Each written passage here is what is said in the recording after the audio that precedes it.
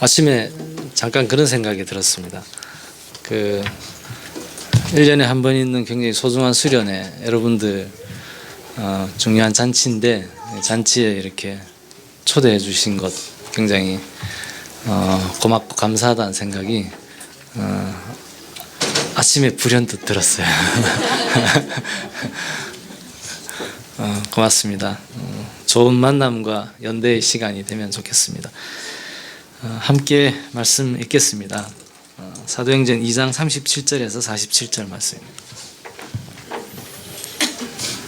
자매 한 절, 형제 한 절 해서 교독하겠습니다. 자매부터 읽겠습니다. 시작.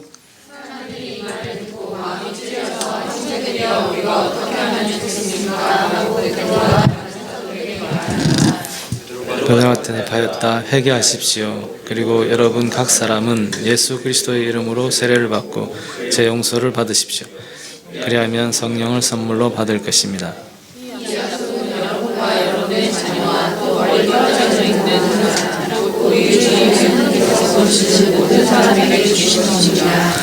베드로는 이 밖에도 많은 말로 증언하고 비뚤어진 세대에서 구원을 받으라고 그들에게 권하였다.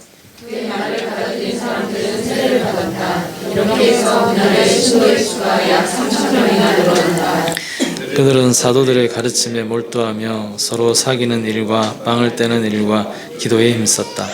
모든 사람에게 두려운 마음이 생겼다. 사도들을 통하여 올라온 일과 표징이 많이 일어났던 것이다.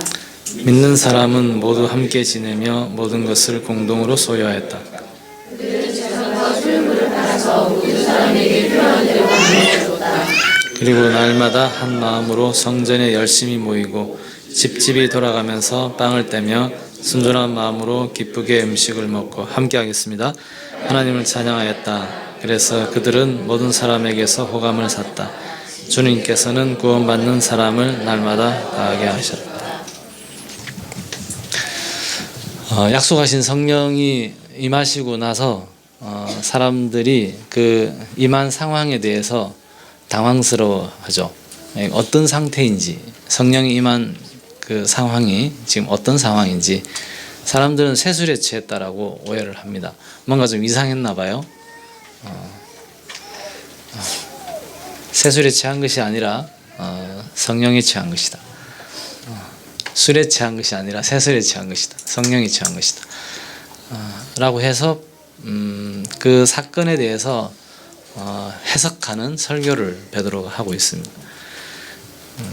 그 설교의 첫 대목이 요엘서를 인용을 하죠. 요엘서에서 성령에 대한 예언을 인용을 하고 있습니다. 성령이 임하면 무슨 일이 벌어질 거다라고 하는 것을 인용을 하죠. 그러니까 꿈과 예언과 환상을 보게 될 것이다. 꿈과 예언과 환상을 보게 될 것이다. 꿈과 예언과 환상에 공통점이 있죠. 뭘까요?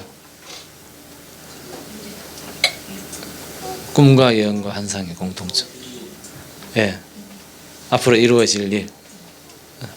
또, 그러니까 이게 중요한 겁니다. 성령이 임하면 꿈과 예언과 환상을 본다. 이렇게 얘기합니다. 이게 이제 성령 사건에 대한 첫 해석이에요. 첫 해석입니다. 그러니까 성령이 우리에게 임했을 때 나타나는 가장 그 당시의 첫 사건에 대한 해석이고, 우리가 성령을 받은 자들로서의 삶을 살아갈 때 이 부분을 늘 마음의 중심에 두고 있어야 될 굉장히 중요한 주제입니다. 꿈과 예언과 환상의 특징은 현실의 강고한 제약을 넘어서는 겁니다. 도대체 꿈을 꿀 수 없는 상태에서 한국 사회에서 부모님 재산, 부모님의 사회적 위상에 따라서 자녀들의 꿈은 거의 규정이 되죠. 그래서 부당한 사회라고 얘기하는 겁니다. 어릴 때는 뭐 이렇게 건강하게 자라는 게 좋아 라고 얘기해서 건강하게 놀았는데 나중에 보니까 초등학교 때 논 것 때문에 자기 인생이 결정이 돼버리죠. 근데 그 결정되는 수위가 너무 강해요. 사회 경제적인 위상들이 너무 강하게 규정이 돼버려요.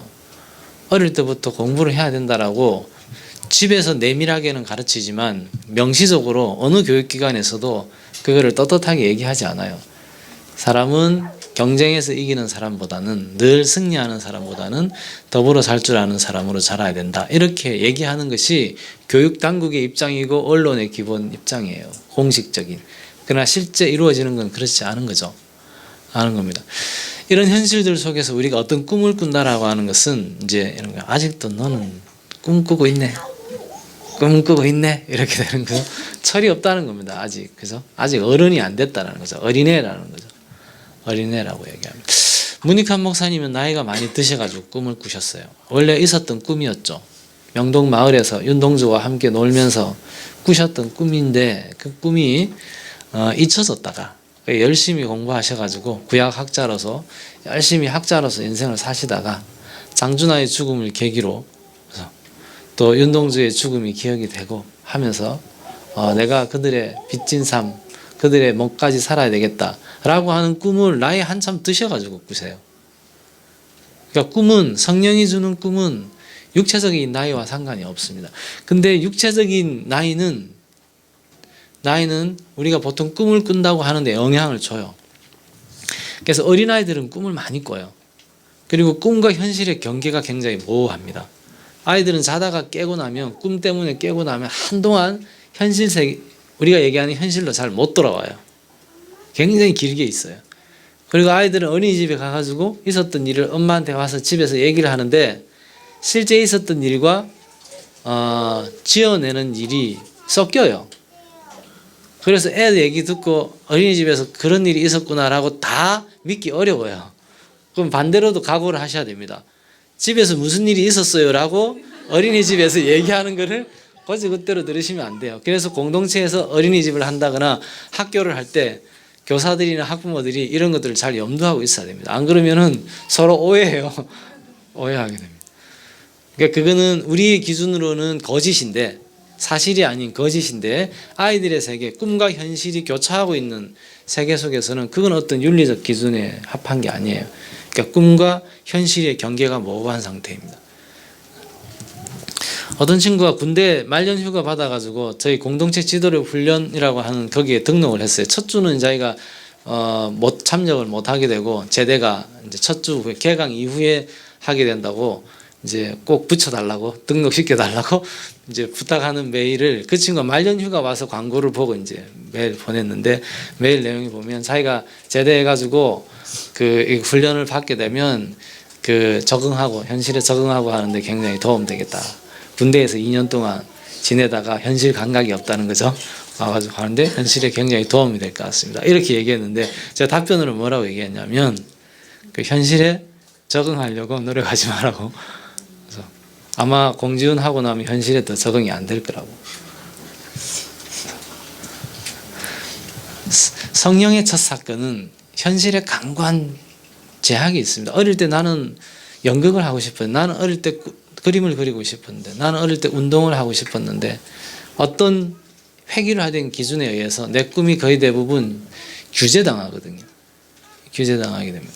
그 과정들 속에서 잊혀졌던 꿈들이 있어요. 그래서 그런 꿈들을 성령을 받으면 다시 꾸게 된다는 겁니다. 한 번도 생각해 보지 못했던, 저는 대학 때 가장 싫었던 게 농활이었거든요. 농활. 농촌 가서 일하는 게 너무 싫었고, 또 이렇게 제 철학으로도 무의미한 행동을 하는 거예요. 지금 무슨 시대인데 농촌에서 희망을 뭐 이런 거죠. 정근대적인 발상이고 과학적이지 못한 발상이고, 또 가가지고 기계로 하면 될 것을 왜 이렇게 저렇게 기면서 하나, 그것도 땡볕에.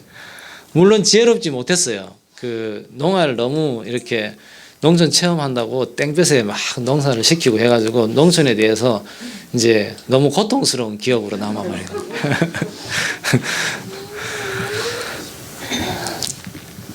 근데 우리가 꿈꾸고 있는 것들, 우리가 생각하고 있는 것들을 제약하는 현실에 강한 힘들이 있는데, 이거 성령을 받으면 넘어선다는 겁니다. 사람을 깊게 만나다 보면요, 이제 프로이드라고 하는 사람이 얼마나 위대한 사람인가를 느낄 수 있어요. 왜냐하면 사람들이 거의 대부분의 삶이 프로이드가 분석하는 것처럼 거의 대부분 자기 어릴 때 엄마 아빠 자기와의 관계 속에서 형성된 어떤 심리적 기제에 의해서 거의 그 사람의 인생이 결정이 돼요. 그게 굉장히 큰 영향을 주는 사실이에요. 물론 저는 그 입장에 동의하지 않아요. 그래서 성경으로 말미암는 어떤 변화들에 대한 가능성들을 저는 많이 보고 경험하고 있기 때문에. 근데 어쨌든 그 현실적인 힘이 강구한 건 사실이에요. 교회나 절에 가는 사람 합친 사람보다 점치러 가는 사람이 훨씬 많아요. 자기 자녀의 이름을 지을 때 장명소 가는 것은 기독교인이나 불교인이나 할 것 없이 거의 대부분 많이 가요. 나는 안 가서도 우리 아버님이 지어주는데 아버지는 갔다 오신다든지 뭐 이런 경우가 많아요. 그래서 이름을 짓는 행위는 하나님의 창조 행위 가운데 청지기인 사람에게 부여하신 최초의 행위죠. 굉장히 중요한 행위입니다. 아마 여러분들이 이제 여기 모두가 함께 지도력으로 키워져 간다라고 하는 전망을 가지고 우리는 살아가고 있는데 하면서 이렇게 지내다 보면 소위 지도력이라고 하는 역할을 감당하게 될 때에 굉장히 중요해지는 역할이 있는데 그게 뭐냐면 이름을 짓는 거예요. 엄마 아빠가 되면 이름을 지어야 된다라고 하는. 그래서 아마 여기 이제 그 나들목 교회도 뭔가 하나 뭐 학교를 하나 한다거나 뭐 잡지를 하나 만든다거나 뭘 하더라도 이름을 짓는 것과 관련해서 굉장히 많은 생각을 하게 돼 있습니다. 그러니까 거의 그 존재와 관련된 의미가 이름 속에 다 담기죠. 그만큼 굉장히 중요한 행위들이에요. 근데 우리가 상상력, 창조성, 꿈을 꾸는 것, 환상과 비전을 보는 것, 이것이 제약이 당해 있으면, 이걸 제약당하고 있으면 꿈을 꾸기가 어려워지는 거예요. 그래서 사람들은 보면 왜 사람들이 점치러 많이 가냐면, 저는 여러분들이 생각하는 것보다 점을 본다거나 주역을 공부를 한다거나 이런 걸 굉장히 긍정적으로 생각하는 편입니다. 저를 이상하게 생각하지 마시고 여러분들이 과도하게 편향되어 있었다라고 생각하시면 됩니다. 아까 아침에 밥 먹으면서도 잠깐 얘기 나눴는데, 그래서 우리 당군 신화를 가지고 철학하는 것은 상상을 안 하잖아요. 상상 자체를 안 하죠. 박혁것의 신화를 가지고 철학을 한다, 이거 상상이 안 되잖아요. 그래서 플라톤이라는 위대한 철학자는 자기 이데아론을 전개하면서 그리스 신화들 속에서 다 영감들을 가져와요. 그리스 신화 가지고 철학하면 되는데 박혁것의 신화 가지고는 철학하면 안 되는 거. 이건 아주 단순합니다. 그냥 사대적인 거예요. 그냥 사대성입니다. 뭐 딴 게 아니라. 그래서 작년 올 초에 우리 사회가 겪었던 정치 사회적 격변, 이건 세계 사회 변혁사의 유래를 찾아볼 수 없는 사건이에요. 절대 권력이 민중에 의해서 권력을 상실하는 사례들은 덜어 있죠. 그것도 굉장히 드문데요. 있어요. 근데 다 피를 봐요. 다 피를 봅니다. 피를 보지 않고 절대 권력이 권력을 상실하게 되었던 사례가 없어요. 한번 찾아보십시오. 제가 알고 공부한 범위 내에서는 없어요. 이렇게 중요한 사회 변혁이라고 하는 사건, 이거는 우리 사회의 학자 어느 누구에게도 학문적 대상이 되지 않아요. 그러니까 상상력이 결핍되어 있다는 겁니다. 내 몸이 연관되어 있는 곳에서 벌어지는 사태에 대해서 가치를 부여할 수 있는 사고 구조 자체가 제약을 당하고 있다는 거예요. 이런 것들이 역사적인 문제가 되었던 자기 운명과 관련되게 되었다. 그래서 사람들이 깊게 만나다 보면 거의 대부분 사람들이 점을 보러 가고 자기 팔자에 대해서 알아보려고 하고 이렇게 하는 게 나름 의미가 있고 설득력이 있는 것은 거의 대부분 자기 팔자대로 살아요. 거의 대부분 자기가 처해 있는 천기를 타고나는 그 기운의 질서를 따라 거의 그 대부분 살아요. 그러니까 그게 힘이 있는 거예요.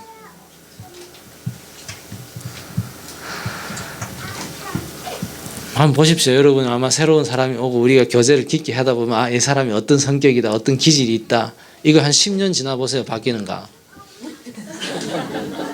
20년 지나보십시오. 바뀌는가? 안 바뀌어요. 어느 정도냐면요, 성인들 관계 속에서 계속 반복해서 듣던 얘기를 자기 자녀가 또래들 가운데서 지내면서 듣게 돼요. 무서운 얘기죠. 우리 한몸살이에 그런 친구가 있었어요. 그럼 지 마음대로 사니까 그렇게까지 갔겠죠. 알겠죠? 제가 네 아이 친구들한테서 어떤 얘기를 듣고 있는지 알고 있냐? 네가 함께 지내면서, 우리가 함께 지내면서 네가 다른 사람들로부터 여러 가지 불평의 이야기들 중에 가장 많이 들었던 얘기가 뭔 것 같냐? 대본에 딱 알아요? 네 아이가 그 얘기를 네 친구들한테서 듣고 있을 것 같냐 하니까. 그러니까 얘기 들으니까 펑펑 울더라고. 잘 안 우는 애인데 펑펑 울더라고.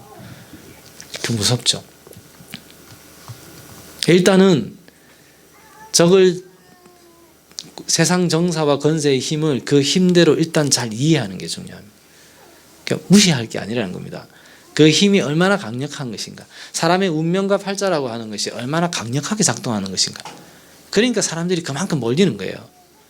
일단 그 사실대로 알고 그거를 넘어서는 힘이 어디 있을까요? 그 현실에 강구한 운명적 제약, 현실적 제약, 팔자의 제약, 이걸 넘어설 수 있는 힘은 어디에 있을까요? 그게 성령에 있다라고 고백하는 거죠. 그게 하나님과의 만남에 있다라고 고백하는 겁니다. 우리의 만남은, 우리가 하나님을 만나는 그 만남은 이렇게 강고한 현실적 제약을 넘어서는 힘을 갖는다라는 것을 늙은이나 젊은이나 자녀들이나 다 성령을 받으면 꿈과 예언과 환상을 본다라고 얘기하는 겁니다. 이게 성령의 힘이에요. 그렇게 해서 간단한 역사에 대한 얘기도 하고 성령이 임하시면 벌어질 사태에 대한 얘기도 하고 나서 설교를 하니까 사람들이 설교가 끝나고 나서 이제 질문을 하죠. 그 질문이 우리가 읽은 본문, 첫 번째 본문. 여기 굉장히 중요한 게 사람들이 마음에 찔렸다 이렇게 얘기하고, 그리고 그럼 이제 우리가 어떻게 할까 이렇게 질문해요. 마음의 찔림을 회복하는 것이 관건입니다. 우리 신학교에는 흔히 하는 말이 있어요. 1학년 때 목사, 2학년 때 장로, 3학년 때 집사, 4학년 때 무신론자.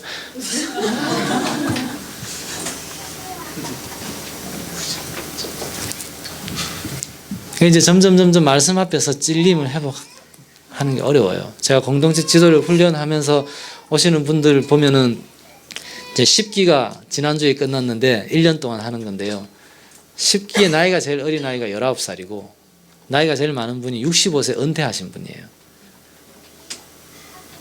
그럼 이제 그분들이 모여가지고 말씀을 같이 매주 읽고 말씀을 나누고 또 책을 정해가지고 책을 읽고 같이 세미나를 하고 이렇게 얘기를 하는데, 그냥 책 읽고 세미나만 하면 상관없는데 말씀을 읽고 자기를 계속 오픈을 해야 되는데, 그래서 이게 어떻게 그런 대상들, 낯선 대상들이고 나이 차이도 그런 앞에서 어떻게 그게 가능할까요? 현실적인 연출이라는 맥락에서 보게 되면 이제 불가능한 기획인 거예요. 어려운 기획입니다. 이것도 마찬가지입니다. 처음에 이제 등록을 했는데 그런 사람들이 와요.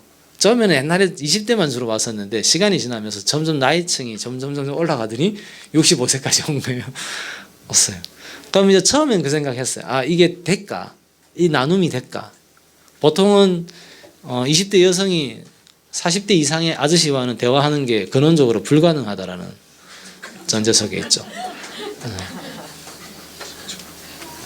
근데 이게 어떻게 가능할까? 딸이 자기가 하고 싶은데 엄마 아빠가 방해 못하게 하시면 아빠에게 다 찾아가서 얘기하려고 하면 생각하는 순간부터 가슴이 막 뛰어가지고 막 힘들어지는 거예요. 생각하다가 이거 꼭 얘기해야지 라고 생각하는 순간 막 힘들어진 자기가 서글퍼지면서 눈물이 막 나는 거예요. 저희 공동체 친구들한테는 그래서 먼저 편지를 드려라. 그래서 할 얘기는 일단 편지로 다 전달하라는 거예요. 그리고 여러분 사실 한 40대, 50대, 60대 남자 어른이 편지 언제 받아봤겠어요? 일단 편지 받으면 감동이 돼요. 웬만해서는 그때 대부분 무너져요.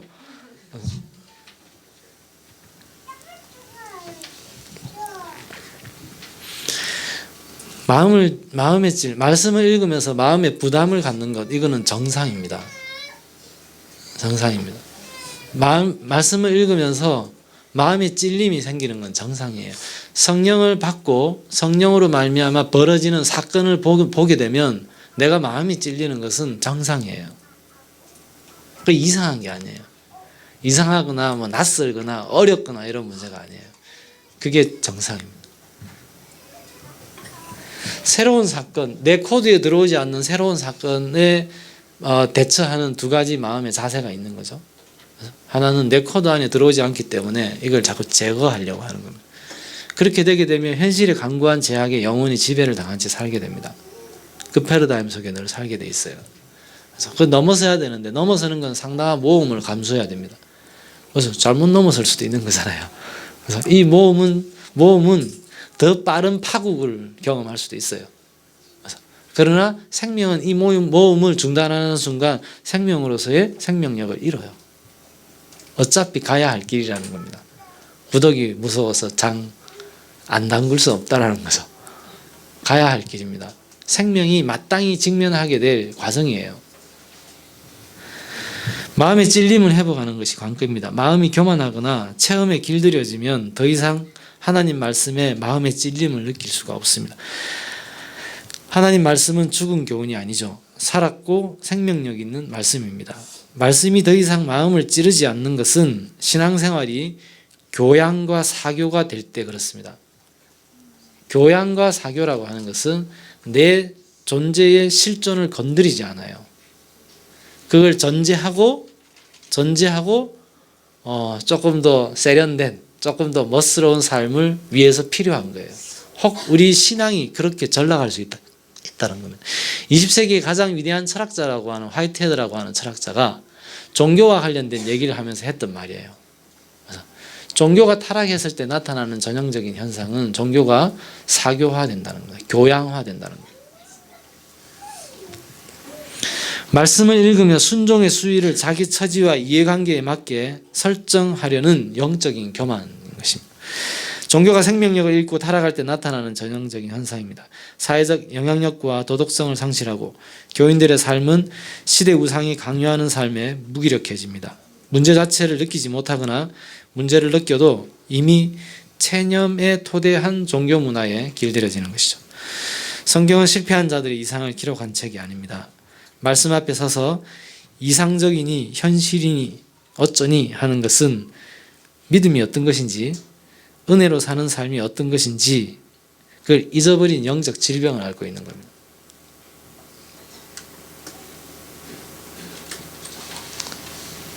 말씀 앞에 서서, 성령의 사건 앞에 서서 현실이 어쩌니 이상이 어쩌니, 이제 우리는 이렇게 많이 하게 되잖아요. 하게 될 수 있죠. 그거는 질병을 앓고 있는 겁니다. 은혜로 사는 삶이 뭔지를 잊어버린 겁니다. 어게인 1907 해서 2007년도에 그 어게인 1907 운동을, 대부흥 운동을 재현하는 그런 운동을 했죠. 그래서 회개 운동을 했어요. 저는 그 운동을 보면서 한국 교회는 회개를 어떻게 하는지를 이제 완전히 잊어버렸구나, 이렇게 생각했어요. 2007년은 여러분 2007년에 벌어졌던 사건들이 몇 가지 중요한 사건들이 있는데 기억나는 대로 한번 생각을 해보십시오. 2007년은 저는 2007년이 한국 교회의 역사에서 굉장히 중요한 시기였다고 생각을 합니다. 그 이제 명시적으로 한국 교회가 대사회적 공신력, 신뢰를 상실했다라는 것을 이렇게 보여주는 전형적인 사건들이 막 터지죠.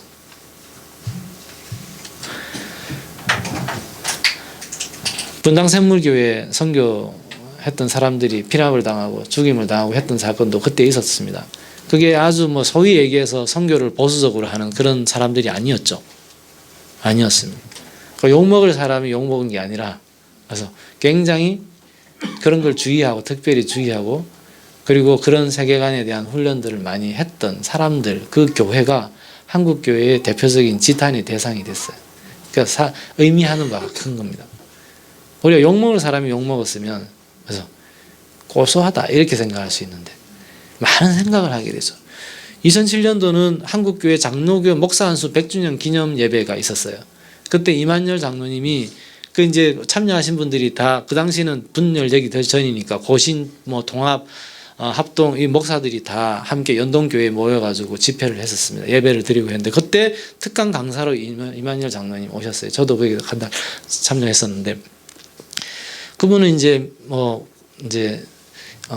국사편찬위원장도 하시고 교수 생활을 평생을 하셨기 때문에 그런 분들의 특징은 뭐냐면 시간을 굉장히 잘 지켜요.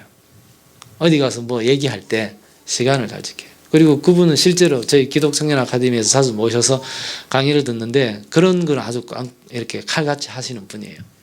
근데 그날은 준비하신 원고에 반도 못 하셨어요. 흥분하셔가지고. 흥분 잘 안 하시는 분이에요. 이렇게 가까이 만나보신 분들은 알겠는데 가까이 다음에 만나기 부담스러울 정도로 차분하세요. 별 말씀도 없으시고 그런 분이세요. 그날 엄청 흥분하셨어요. 흥분하셔가지고 그 네티즌들이 쓴 글을 가지고 와서 읽어주셨어요. 네티즌들이 한국 기독교에 대해서 해대고 있는 폭언들 그걸 들고 와서 읽어주셨어요. 당신이 그걸 읽고 너무 충격을 받으신 거예요. 한국 교회가 이 지경까지 갔냐? 충격을 받으셔서 그걸 읽어주고 나서 그 이제 다 원로 목사님들 앉아 있는 자리에서 목사님 이거 성령의 음성으로 들으셔야 됩니다. 그렇게 얘기하시더라고요. 은혜로 사는 삶이 어떤 삶인지를 다시 기억하는 게 중요합니다. 그래야지 우리는 말씀 앞에 찔릴 수 있습니다. 말씀 앞에 찔림이 있어야지만 말씀이 내 골수를 쪼개게 됩니다. 말씀은 당연히 살아있는 거기 때문에 현재의 내 삶이 어떤 형태의 수위의 삶을 살고 있든 내 만족도가 어떤 상태이든 우리는 말씀 앞에 설 때 늘 힘들어지게 돼 있어요. 그건 당연한 겁니다. 예수의 가르침을 들은 제자들은 그럼 누가 하나님 나라에 갈 수 있느냐고 항변합니다. 예수님은 사람으로서는 할 수 없다고 대답하셨죠. 그러나 하나님이 함께 하시면 가능하다고 가르치셨습니다. 그렇습니다. 성경은 인간 능력으로는 불가능하다는 것을 이미 잘 알고 있습니다. 성경의 가르침은 인간 능력으로 그렇게 살라고 하는 것이 아닙니다. 니네들 보고 니네들 능력으로 살아라고 성경이 기록된 게 아니라는 겁니다. 그렇기 때문에 성경은 이건 현실적이지 않다. 인간이 우리가 감당하기 어렵다. 이런 얘기를 할 수 없는 거예요. 이미 그걸 알고 주신 거기 때문에 그래요. 하나님 은혜로 그런 삶을 살 수 있다고 명확하게 강조해서 가르치시는 겁니다. 사람으로 할 수 없다라는 것을 명확하게 고백하게 될 때 그러면 하나님이 어떤 일을 하시는가를 보게 되겠죠. 보네프 목사님이 신도의 공동생활을 이제 거기에 보게 되면 사람에게 온전히 실망하지 않고 사람과 함께 하나님 나라를 이루어갈 수 없다라고 얘기를 해요. 세상에 온전히 실망하지 않은 자가 세상에 하나님 나라를 증언하는 건 불가능하다라고 얘기해요. 근데 저는 보네프 목사님을 좋아해가지고 그분 쓰신 책을 다 찾아서 읽었었는데 옛날에는 그냥 개념으로 멋있잖아요, 뭔가. 뭐 개념으로 이렇게 좋아했던 것 같아요. 근데 제가 한몸 사이 한 27년 이렇게 살고 있는데 제가 여러분들이 생각하는 것보다 저희 관계가 굉장히 깊어요. 굉장히 깊습니다. 호칭이라든지 이런 것들이 굉장히 관계에 굉장히 큰 의미와 영향을 주거든요. 제가 뭐 나눔하면서 이렇게 불현듯이 나오듯이 저는 굉장히 편하게 서로 대화를 해요. 서로 편하게 호칭하고 편하게 대화를 해요. 실제 관계도 굉장히 깊은 사귐을 가지고 있어요. 근데 사람들과의 관계가 깊으면 깊을수록 뭐가 커질까요? 실망은 커지게 돼 있어요. 그리고 누가 봐도 나쁜 행동을 해가지고 내가 힘들어졌다. 근데 어떤 사람은 누가 봐도 나쁜 일인지 모르겠는데 내가 굉장히 신뢰를 했는데 그 사람이 그냥 이건 나쁘고 옳고 하는 문제도 아닌 어떤 행동을 했는데 그게 상처가 됐다. 어디가 오래 갈까요? 뭐가 오래 갈까요? 뭐가 데미지가 클까요? 후자예요. 근데 이 얘기도 하기 어려워요. 요즘은 깊은 사귐을 안 해보기 때문에 사람들이. 깊은 사귐의 관계가 없기 때문에 이게 뭔가를 잘 경험하기 어려워요. 장전하 선생이 일본에 군대로 끌려가다가 도망을 나오셔가지고 임시정부를 찾아가시죠. 찾아가가지고 장전하 선생이 임시정부 이제 그 영웅과 같은 어른들을 만나가지고 자기 인생을 적을 구하기 위해서 하겠다고 갔다가 그 임시정부가 돌아가는 꼴을 보니까 열을 받으셔가지고 내가 다시 일본 군대로 들어가가지고 전투기를 몰고 와갖고 임시정부를 폭파시켜버리겠다. 난제 신채호 선생님은 뭐 그 당시부터 요즘 많이 유행한데 그 당시는 없었던 건데요. 1인 언론사를 만드셨어요. 1인 언론사를 만드셔가지고 주로 하는 게 뭐냐면 임시정부 공격하는 거예요. 그러니까 이제 우리는 우리의 역사적 전통성을 임시정부에 둔다라고 하는 역사적 상징성이 있는 것이지 임시정부의 현실이라는 게 그랬다라는 거예요. 근데 그 단재 선생이나 장준하 선생님의 그 분노, 그걸 이해하려면 그분이 뭐 임시정부 싫어하고 일본을 좋아하고 해서 그런 분노를 갖는 게 아니잖아요. 임시정부 와가지고 폭파시켜버리겠다. 이거 뭐 그 심정을 이해하는 게 중요합니다. 조국에 대한 얼마나 깊은 사랑, 그 선배들에 대한 얼마나 깊은 애정과 사랑, 그만큼의 분노가 있었던 거예요. 분노가 있는 겁니다.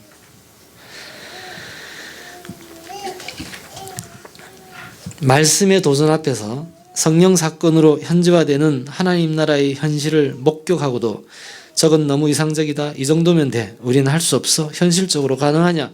라고 외면하는 것은 세상을 사랑하여 체념에 길들여진 자기를 보호하려는 불신앙입니다.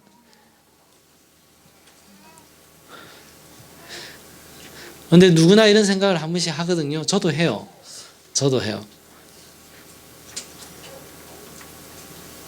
근데 그럴 때마다 신앙의 여정은 늘 순간적으로 제로로 될 수 있다는 거예요. 그게 나중 된 자가 먼저 되고 먼저 된 자가 나중 된다는 겁니다.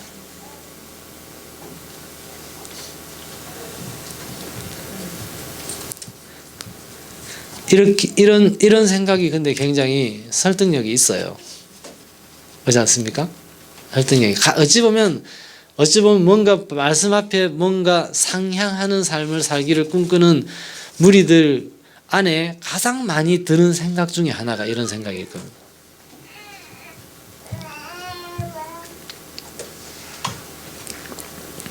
문도환 목사님께서 새벽의 집이라고 하는 공동체를 하시려고 하다가 그 교수들, 직원들, 또 거기 일하시는 분들, 뭐 지인들, 이런 분들, 학생들도 있고 해서 모아서 공동체를 시작을 하셨어요.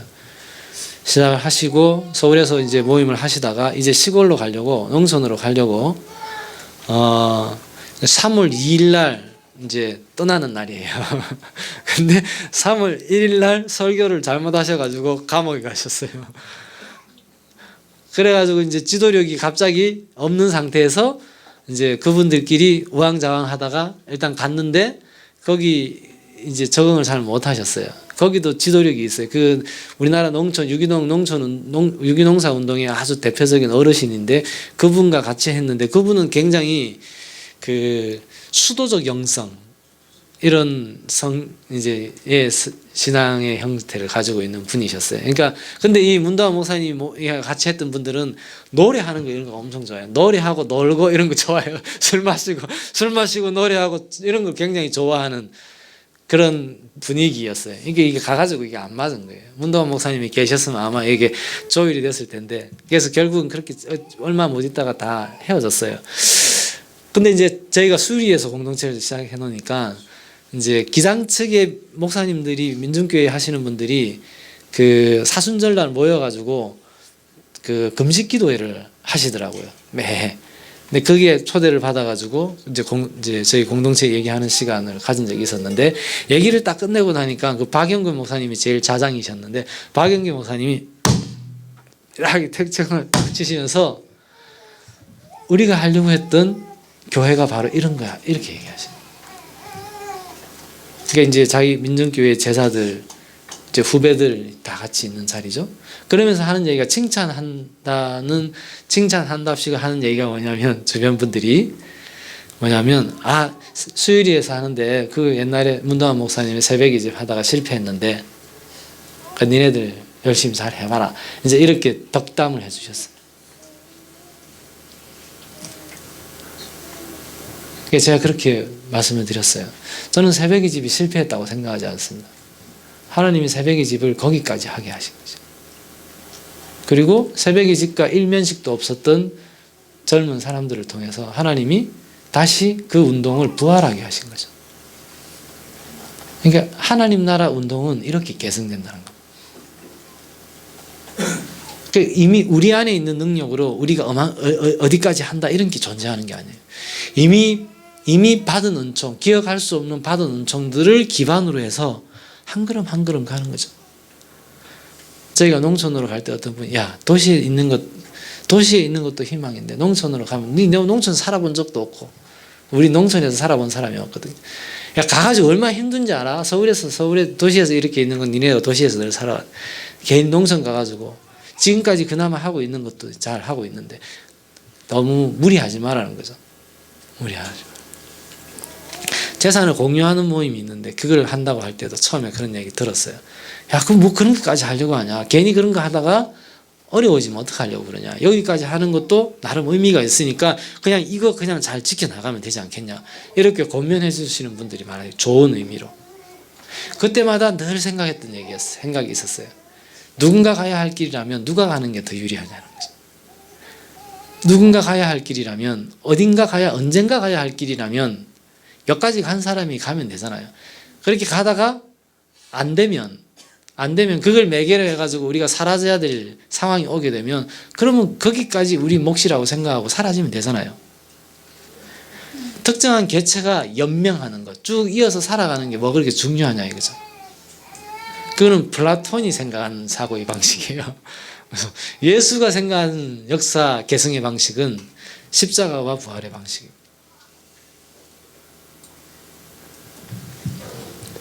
그렇기 때문에 말씀 앞에 두려워하지 맙시다.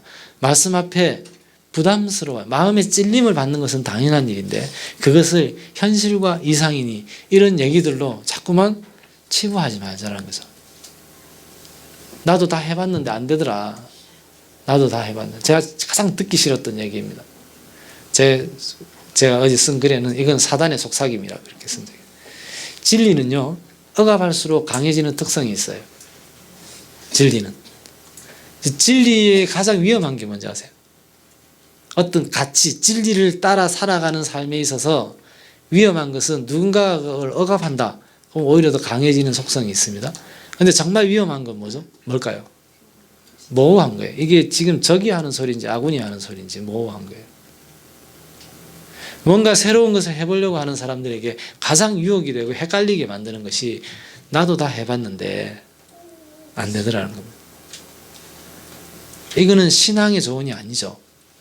아, 나도 그때 그런 걸 하려고 했다가 나의 여러 가지 어려움들 속에서 나는 여기까지밖에 못했는데 너도 그걸 한다고 그러니까 너는 내 경험을 타산지석으로 삼아서 한 걸음 나가기 바란다.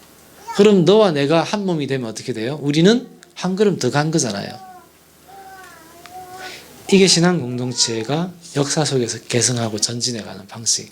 그렇기 때문에 말씀 앞에서 내가 개별적으로 이걸 할 수 있냐 없냐를 가지고 이게 현실적으로 가능하냐 아니냐 이런 걸 가지고 생각하지 말라는 거예요. 그게 불신앙입니다. 그게 체념이에요. 그 체념에 길들여진 신앙이 되는 겁니다.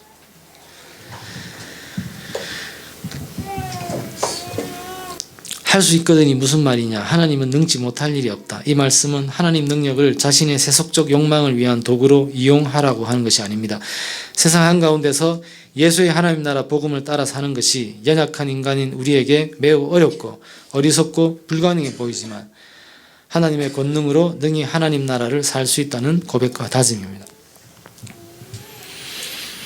어찌할 거라고 하는 질문에 대해서 답변하신 내용이죠. 회개하라. 그리고 재용서를 받아라. 패역한 세대에서 구원을 받아라. 이렇게 얘기하십니다. 세상 정사와 권세가 우리를 지배하는 주요한 작동 방식을 깨닫고 대응하는 것이 중요합니다. 그건 첫 시간, 둘째 시간 계속 반복해서 말씀드렸던 내용이죠. 돈, 권력, 부동산, 학벌 등 시대 우상을 통해서 끊임없이 불안을 조장하고 욕망을 조작하며 우리를 지배합니다. 요람에서 무덤까지 엄마 뱃속에서부터 불안하게 만드는 거죠. 엄마 뱃속에서부터. 뱃속에 아이가 있는 엄마를 지배하는 기본 정서가 불안과 걱정입니다.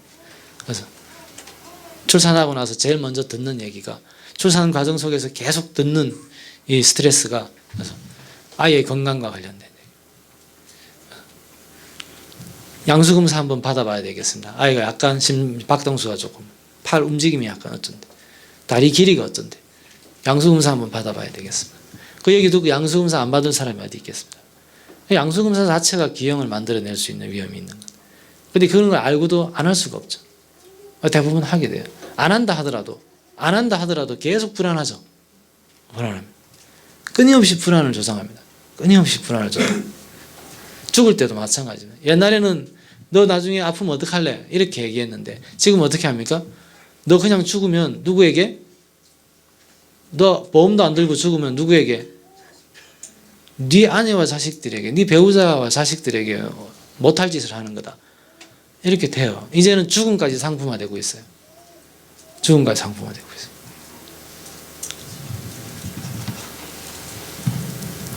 요람에서 무덤까지. 아까 어제 말씀드린 것처럼 제 아버님 돌아가시면서 장례를 하는데 아무것도 안 하고 조문도 아무것도 안 받고 아무것도 안 하고 해도 기본적으로 들어가는 비용이 있어요. 아버님 내가 모시고 와가지고 우리 땅에다가 그냥 무덤 못해요. 화상을 해가지고 내가 아무 때나 할 수 없어요. 화상하는데도 다 돈이 들어요. 아무것도 안 하고 해도 기본적으로 돈이 들어요. 죽기 전에 몇백을 준비해 놓지 않으면 죽는 것도 마음껏 못 죽어요. 그리고 거기에 보게 되면 다 서열화되어 있어요. 관도 가격 차이가 다 달라요. 수위도 가격 차이가 다 달라요.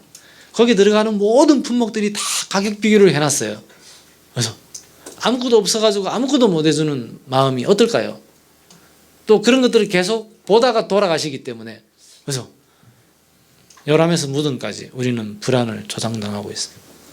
그리고 살아생전에는 끊임없이 욕망을 조작당하는 것이죠. 그게 필요 없었던 건데 광고를 계속 보다 보면은 필요하게 돼요. 필요한 걸 넘어서 가지고 없으면 불행해져요. 그걸 소비하지 않으면 내가 가지고 있지 않으면 불안해집니다. 이걸 두 가지가 맞물려서 돌아가게 됩니다. 이렇게 되게 되면 집에는 아무것도 안 해도 지배가 저절로 이루어지는 상태가 됩니다. 자본에 지배당하는 것은 이 두 가지가 맞물려서 작동하는 순간 이제는 우리는 자본의 걱정을 우리가 하게 됩니다.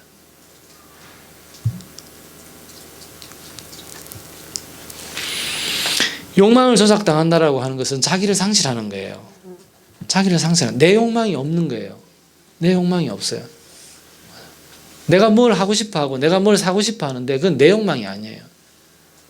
내가 살고 있는 주거, 내가 살고 있는 터, 그거는 사람이 살아갈 마땅한 공간이 아니에요. 비교했을 때에 굉장히 불리한 공간이에요. 그런데 사람들이 다 그렇게 몰리는 이유가 있습니다. 그건 자기 욕망이라고 착각하고 있는 거예요. 3, 40년 전에 국제자본과 우리나라 국가가 목적의식적으로 만들어낸 인위적인 배치의 결과입니다. 지금의 도시감이라는. 그런데 이걸 당연하다고 생각하지 않나요? 그리고 내가 좋아서 산다라고 생각해요. 내가 좋아서 여기 산다 이렇게 생각하지. 무언가의 욕망에 의해서 내가 그 욕망을 대리하면서 내 삶에 배치당하고 있다라고 생각하지 않는다는 겁니다. 가장 불리한, 잠을 자는데 가장 불리한 공간에 사람들이 다 몰려 살아요. 초역세권, 돈도 많이 들고 다 그렇게 되어 있습니다. 살림과 안식에 가장 불리한 공간에 사람들이 다 주거 공간을 만들어 놓고 살려고 있습니다. 그게 어떻게 자기 욕망일 수 있을까요? 자기 욕망이 아니에요. 그래서 이런 형태의 물질주의와 소비주의가 강화될수록 사람은 공허해지는 겁니다. 고독해지고 공허해지는 거예요. 영적 빈곤이 발생하는 겁니다. 우울의 문제, 중독의 문제. 그래서 말초신경이라고 하는 것은 잠깐 지금의 고민이나 갈등, 스트레스를 잊을 수가 있어요. 제가 잠깐 인천에 집이 있어가지고 대학교 공동체 시작하기 직전에 6개월 동안 인천에서 왔다 갔다 한 적이 있었어요. 그때 이제 굉장히 몸이 피곤한 상태에서 1호선을 타요. 1호선은 앉을 자리가 별로 없어요. 대부분 노인들이 많이 타시는. 그러니까 굉장히 몸이 피곤한 상태에서 제가 대학교 4학년 때 몸이 극도로 안 좋아졌거든요. 무리를 많이 해가지고 잠이나 먹는 거나 이런 걸 제대로 잘 못했어요. 지금과 같은 이 세계관이 아니었기 때문에 그냥 헌신이 중요하다고 생각한 거죠. 그렇게 살았기 때문에 몸이 굉장히 피곤한 상태인데 전철에서 제가 뭘 찾고 있을까요? 앉을 자리를 찾는 거가 아니고 뭘 찾고 있을까요? 스포츠 신문을 찾고 있는 거예요. 스포츠 신문, 선반 위에 올려져 있는 스포츠 신문을 찾는 거예요. 왜? 스포츠 신문 보고 있으면 잠깐 망각을 하는 거예요. 말초적인 자극, 스포츠, 문화적인 영역 속에서 나타나는 말초적인 것들. 그래서 대중문화 사업에 지배되어 있는 무수한 것들은 우리의 말초적 신경들을 자극하는 것들이 많이 있어요. 근데 그 말초적 신경의 자극을 형성이 되고 나면 사람은 잠깐 일종의 마약과 같은 에너지가 나와요. 잊을 수가 있어요. 그러니까 밤새도록 음란물을 보는 사람들이 어떻게 밤새도록 볼 수 있을까요? 아, 이거 한 번만 봐야지 라고 클릭하는 순간 밤새죠. 밤새져요. 우울, 도박, 소비, 이 뭔가를 사는 중독, 이 다 영적인 빈곤에서 나타나는 겁니다. 물질성이 강화되는 시대일수록 영적인, 내적인 공허함과 빈곤이 강화되게 되어 있습니다. 이단들이나 신흥 종교들이 젊은 사람들한테 영향력이 있는 이유는 그 사람들이 그걸 바로 다루기 때문에 그렇습니다. 그런데 교회는 그걸 다룰 수 있는 역량을 너무 잃어버렸어요. 오히려 세상의 물질성을 교회가 자꾸 따라가려고 해요. 70년대, 80년도에는 기타를 배우려면, 드럼을 배우려면 어디서 배워야 돼요? 교회 가서 배워야 돼요. 그러니까 문화적으로 세상 문화를 선도할 수 있는, 교회가 세상 문화를 가지고 세상을 선도해 갈 수 있는 때가 있는 거예요. 지금 교회에서 재즈를 한다? 재즈 하는 사람들은요, 교회에서 아무리 세련되게 재즈 한다고 하더라도 재즈바에서 올려 나오는 수준과 비교하게 되면 이게 안 되죠. 시대마다 선교적인 주력의 특징이 다 있는 거예요. 근데 지금의 현실은 우리가 세상을 막 따라가는, 그러면서 교회의 고유한 능력들을 증언하는 것을 잃어버렸기 때문에 여러 모양으로 난감해져 있는, 내적으로나 선교적으로. 시대 우상이 주요하게 작동하는 현장은 연애, 결혼, 임신, 출산, 육아와 교육, 소비, 식의주, 생활 양식 등 지극히 일상적인 생활 현장, 이 지점에서 하나님 나라의 가치를 구현하는 삶의 대안을 만들어내는 것이 중요합니다. 우상과 하나님을 겸하여 섬기는 것을 능력이고 지혜라 선전하는 거짓 복음에서 벗어나야 됩니다. 일상생활의 나눔과 공유, 서로 돕고 권면하는 깊은 사귐이 배제되면 신앙 공동체는 등록, 우리가 쓰는 표현이죠. 너 어느 교회 다니냐? 이런 겁니다. 등록, 출석, 어디 교회에 출석한다.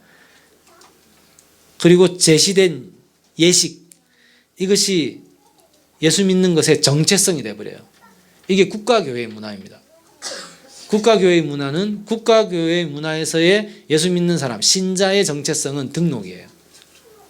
등록입니다. 그래서 예수를 믿는다라고 하는 유아 세례라고 하는 것을 국가가 그렇게 강하게 요구했던 거예요. 이게 재밌는 게 교회사 공부를 해보게 되면 유아 세례 거부한 사람들이 교회에서 핍박을 받는 것을 넘어서서 국가적 핍박을 받아요. 왜 그랬을까요? 유아 세례가 호적 등록이에요. 호적 등록을 왜 중요하게 생각할까요? 그 세금 문제거든요. 세금의 문제. 그러니까 유아 세례라고 하는 종교적인 신앙 행위가 국가의 물리적 기반을 만들어내는 통과 의례로 나타나 있는 거예요. 그러니까 유아 세례를 거부하는 겁니다. 유아 세례에 대한 신학적 논쟁도 있지만 그 이면에는 그래서 교회의 고유한 존재 방식을 국가가 관여하지 말라는 겁니다. 국가에 대해서 행할 것은 별도로 하겠다는 겁니다. 우리가. 근데 교회의 고유한 존재 방식, 세례라고 하는 것을 국가 세금 걷는 것의 기본 절차로 규정해 오드는 거, 이런 걸 차단하겠다는 거예요. 유아세례 논쟁에서 이런 것들은 또 잘 설명이 잘 안 되죠. 그러니까 잘 몰라요.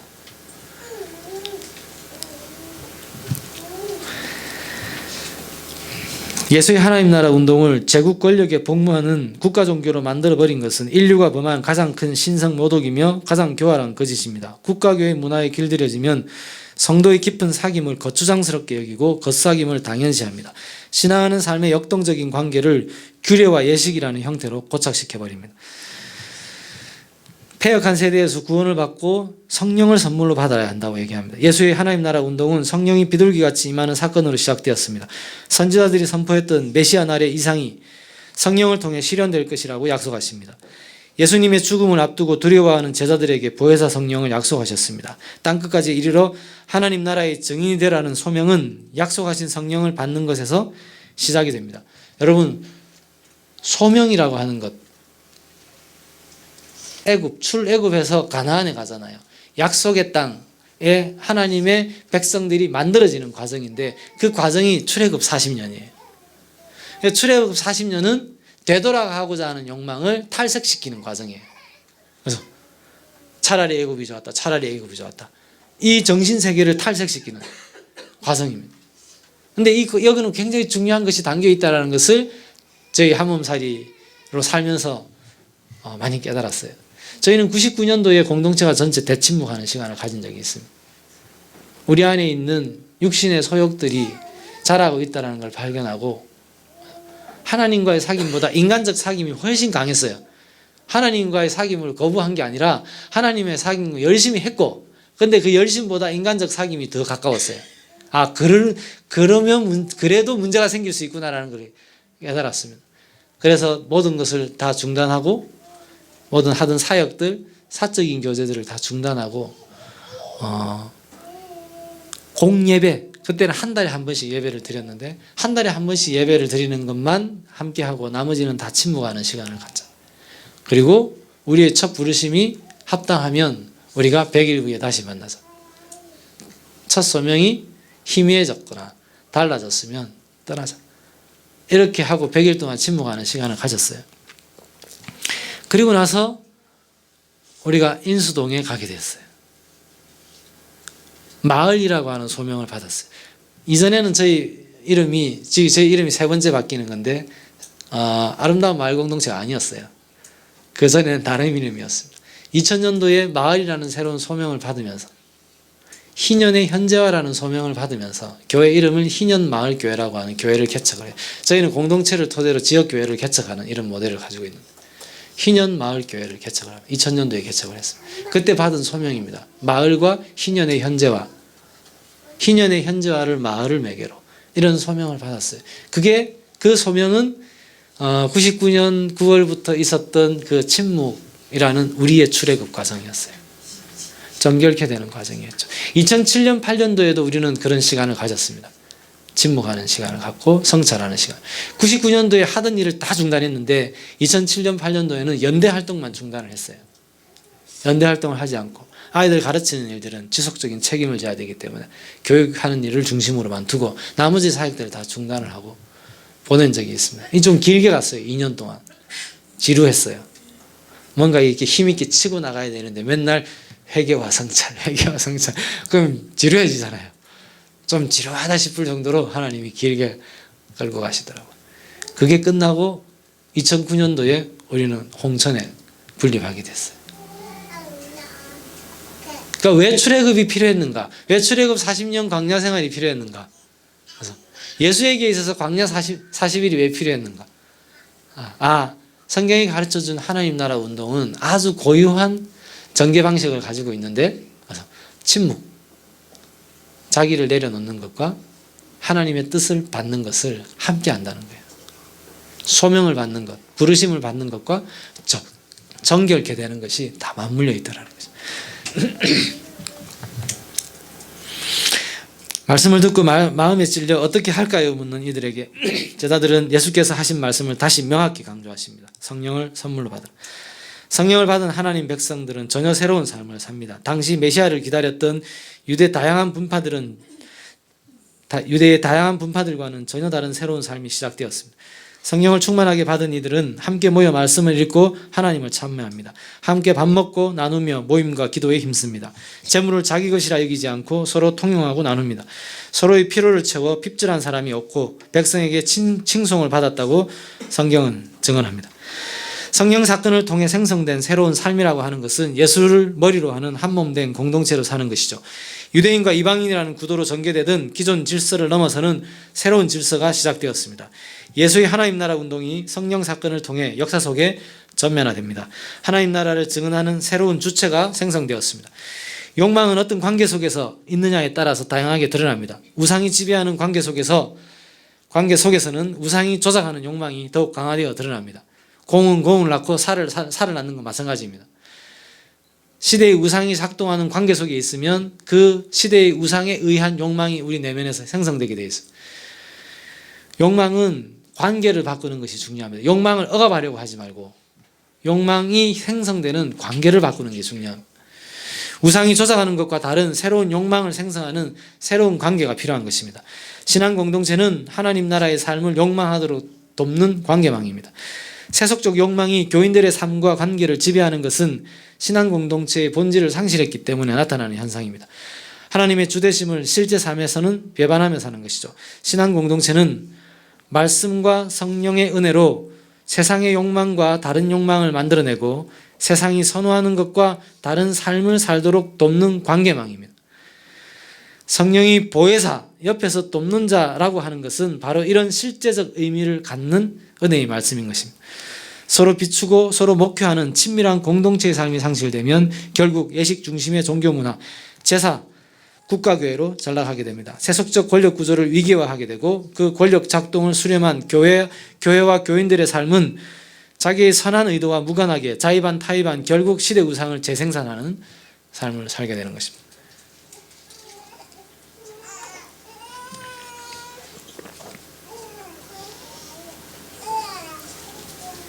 제가 우리 같이 사는 친구들에게 자주 하는 말이 있는데 길게 보자, 길게 봐라, 길게 봐라.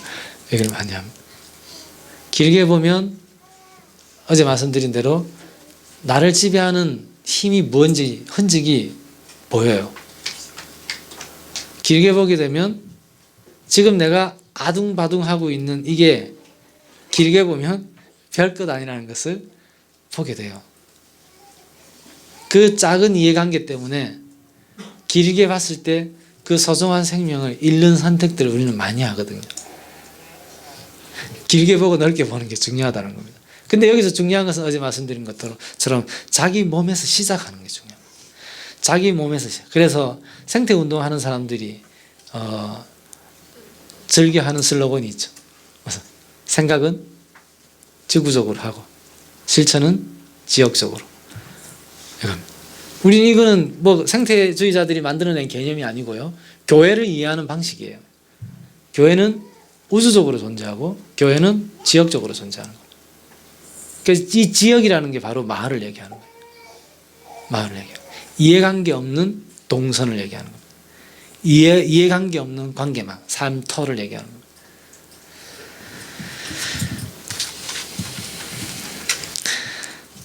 삶의 주권을 명확히 하는 것이 중요합니다. 하나님이 우리 삶의 주인이라는 신앙 고백의 진정성은 결국 우리 삶에서 드러납니다. 일상생활에서 우리를 실제 기쁘고 슬프게 만들고 희망하고 두려워하게 만드는 힘이 무엇인지, 돈, 세속적 권력과 야망, 부동산, 학벌, 시대 우상들이 실제 우리 삶을 지배하는 주인인 것인가? 하나님이 우리 삶의 주인인가? 우리 삶과 신앙에 대해서 좀 더 정직하게 직면해야 한다고 생각합니다.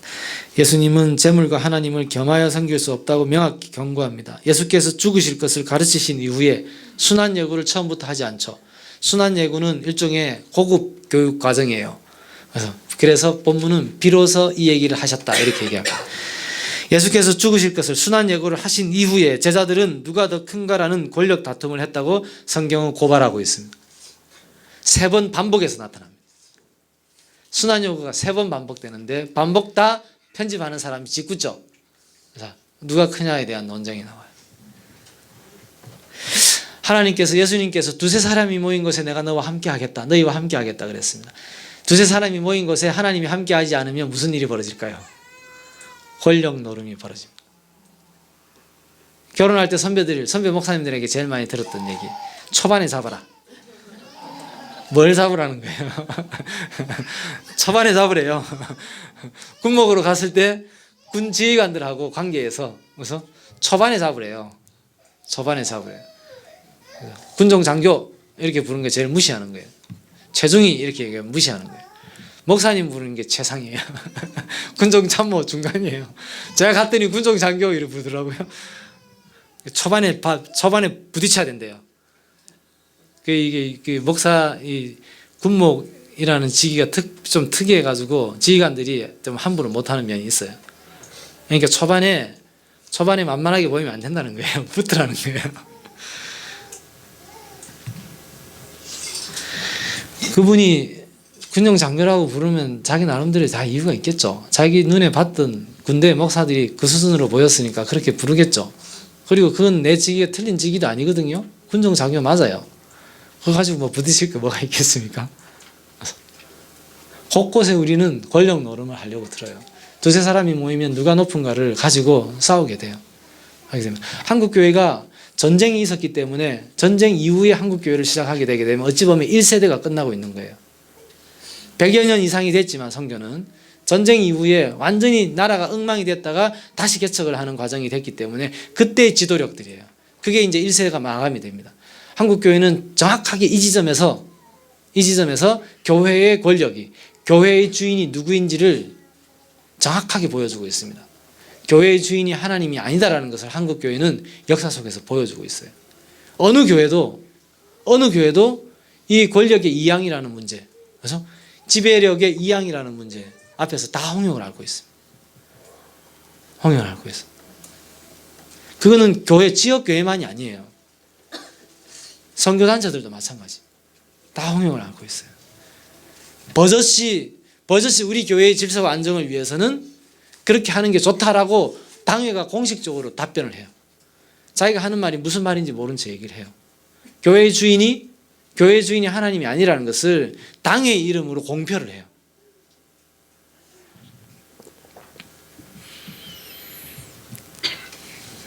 하나님이 오직 우리 삶의 주인이라는 고백은 우리 일상에서 작동하는 세상 정사와 근세, 시대 우상에 대한 자각과 명확한 거부 없이는 정직하게 할 수 없는 고백입니다. 하나님 백성의 근원적 소명은 세상 정사와 근세, 시대 우상이 강요하는 삶을 거부하고 세상 한가운데서 하나님 말씀과 성령의 인도를 따르는 구별된 하나님 나라 공동체를 통해 하나님 나라를 증언하고 확산하는 삶을 사는 것입니다. 하나님 나라 공동체는 강한 의지, 여기서 이제 많이 우리가 또 착각하는 부분인데요. 하나님 나라 공동체는 강한 의지, 지성, 결단력 등 인간 능력에 의해 만들어갈 수 있는 것이 아니라는 것을 인식하는 게 중요합니다. 많은 사람들이 그렇게 사는 거는 뭔가 좀 의식적인 수준이 있고 뭔가 좀 지적인 기반이 되고 이런 사람들이기 때문에 할 수 있지 않냐, 이렇게 얘기하는 사람들이 굉장히 많아요. 이게 가장 위험한 착각 중에 하나라고 생각합니다. 성령의 도움 없이는 살 수 없는 존재임을 깨닫고 고백하는 연약한 생명에게 주시는 하나님의 선물이 더불어 사는 것입니다.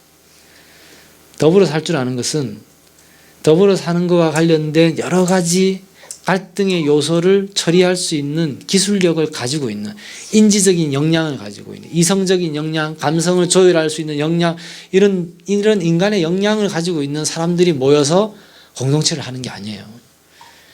더 깊은 사귐으로 나아갈 수 있는 게 아닙니다. 실제 그런 형태의 공동체를 했던 공동체들이 있어요. 너무 똑똑해서, 다 그분들의 고백입니다. 우리 함께 했던 사람들 너무 똑똑해서 다 안 됐어. 그런 일들이 있었어요. 어떤 사람의 경제적인 지원, 그죠? 옛날에 둘의 교회에서 그런 지원을 많이 하셨어요.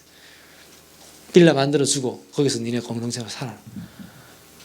똑똑한 사람들 거기 모여가지고 살아요. 안 됐어요.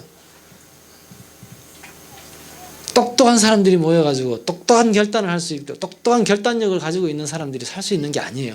짧게는 살 수 있어요. 짧게는 멋스럽게 살 수 있습니다. 그리고 멋스럽게 소개할 수 있는 역량이 있기 때문에 멋스럽게 알려질 수 있어요. 그건 공동체 내부로도 마찬가지예요. 공동체 내부의 지도력이 세워지는 초기 단계의 모습을 보게 되면 책을 읽고 개념을 잘 활용하는 사람이 금방 지도력으로 서요. 당장 눈에 띄기 때문에 그렇습니다. 당장 주목될 수 있어요. 근데 사는 문제는 달라요. 그래서 말을 잘 못하는 아내가 있고 말을 잘하는 남편이 있다. 그러면은 사회적으로는 남편이 굉장히 유명한데 집에서는 화상아 네 말하는 거나 잘.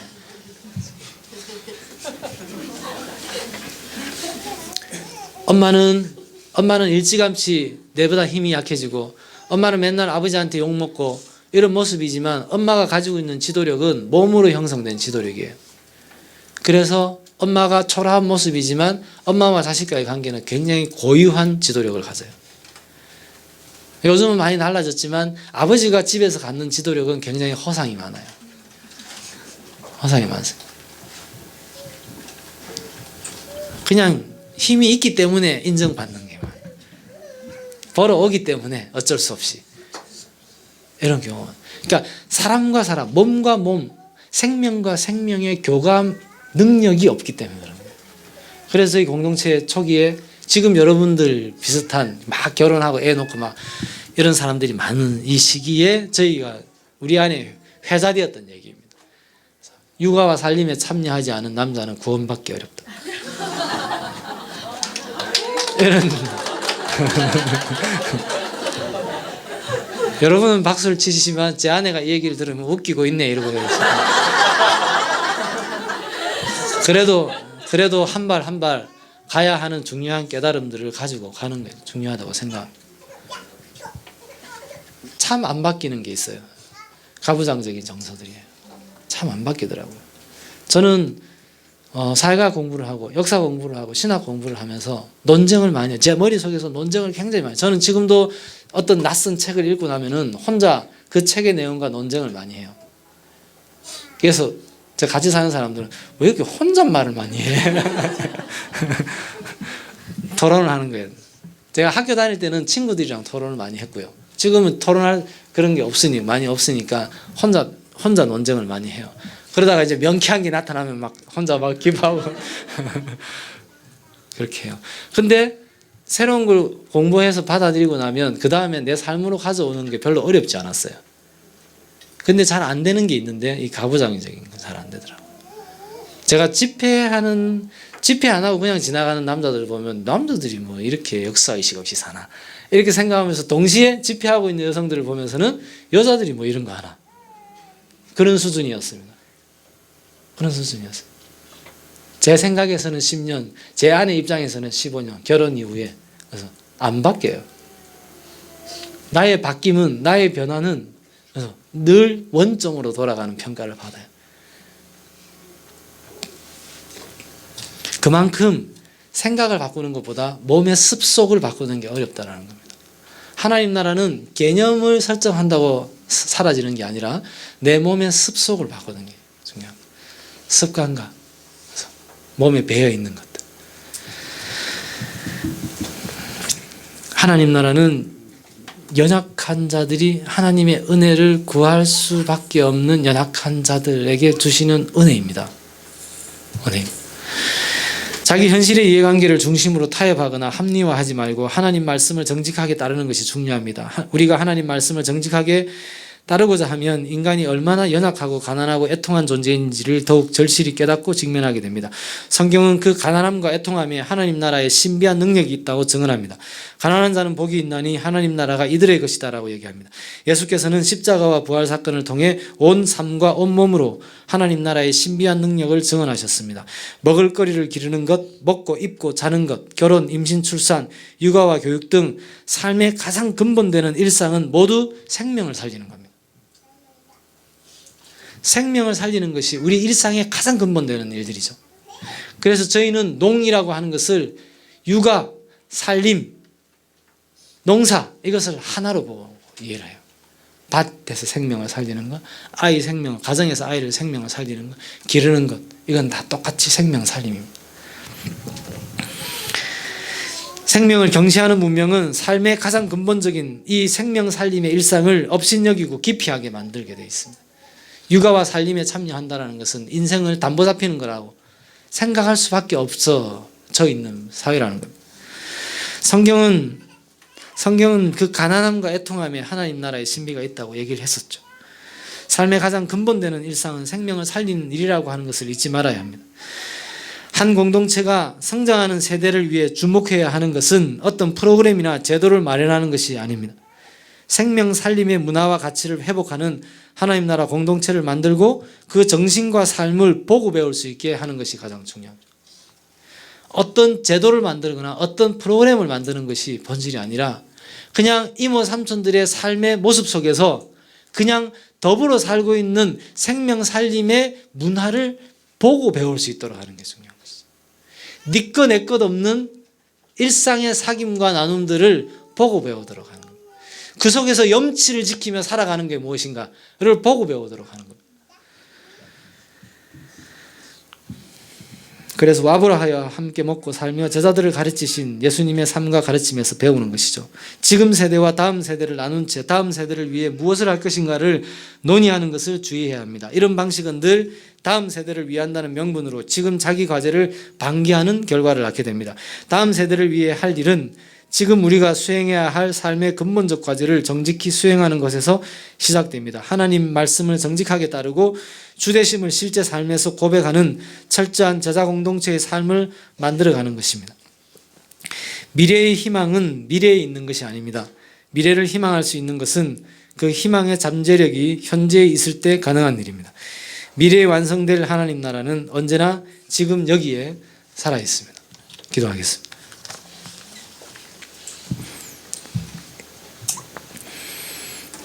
하나님 좋은 만남 주시고 말씀 안에서 함께 사귈 수 있는 은혜를 주셔서 감사합니다. 나두목 일상교회가 살아가는 삶의 여정들 가운데 하나님께서 늘 함께하여 주시고 성령께서 함께하여 주셔서 하나님께서 태어나게 하신 바의 몫에 맞는 그러한 은혜를 늘 부어주시기를 간절히 원합니다. 부르심의 몫을 쫓아 열심히 달려가는 아름다운 하나님의 자녀들을 기억하여 주시고 이들의 연약함을 하나님께서 아시오니 하나님께서 위로하시고 채워주시고 능력으로 함께하여 주시길 간절히 원합니다. 하나님 나라를 소망하는 많은 이 땅의 곳곳에 있는 백성들이 서로를 기억하며 기뻐하게 하시고 서로의 소식을 나누며 기뻐할 수 있는 아름다운 연대의 은혜들도 허락하여 주시길 간절히 소원합니다. 오늘 주신 말씀 감사하며 예수 그리스도 이름으로 기도드립니다. 아멘.